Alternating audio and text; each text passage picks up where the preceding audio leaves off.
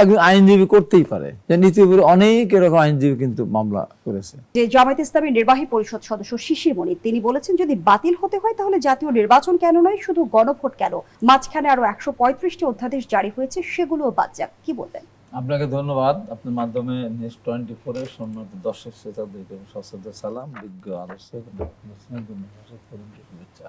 আসলে এটা তো কোর্টে মামলা হয়েছে, আবার এইদিকে যারা শিশুর মনিরা যেটা বলছে, এটা নিয়ে একটা পর্যায়ে গিয়ে আলাপ আলোচনা একটা পর্যায়ে গিয়ে জানাতে হবে কি হবে। সেটা এখন তো ধরেন আলোচনার মধ্যে দিয়ে যাবে না, কোর্টের মাধ্যমে ফয়সালা হবে, সংসদ ফয়সালা করবে। কিন্তু জামায়াত ইসলামী তো সব জানিয়ে দিয়েছে যে রাজনৈতিক বিষয়কে আদালতের বারান্দায় টেনে নেওয়া সমীচীন নয়।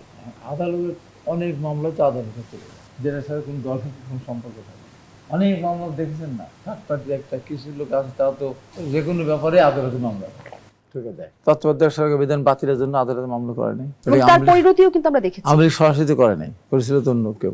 এরকম আর কি বিভিন্ন সময় বিভিন্ন আদালতে মামলা করে, সেরকম হয়তো আদালতে মামলা হয়েছে এবং সেটা আদালত দেখা যাক কি করে। কিন্তু যেমনটি জামায়াত ইসলামী তরফ থেকে অভিযোগ করা হচ্ছে, গণভোটের ফলাফল চ্যালেঞ্জে সরকারের ইন্ধন রয়েছে। না, সেটা তো পরে প্রমাণ হবে। এখন তো মামলা একজন করেছে, এখন সেই মামলাতে পরবর্তী সময় তা প্রমাণ হবে যে সরকার ইন্ধন আছে কি আছে নাই সেটা। আর তারপর তো সংসদ তো 12 তারিখ থেকে চালু হবে, আজকে 4 তারিখ ছুটি হবে, আর কয়েকদিন পরে তো সংসদ আলোচনা হবে, যা কিছু ফয়সালা সংসদ থেকেই হবে, সমস্যা কি?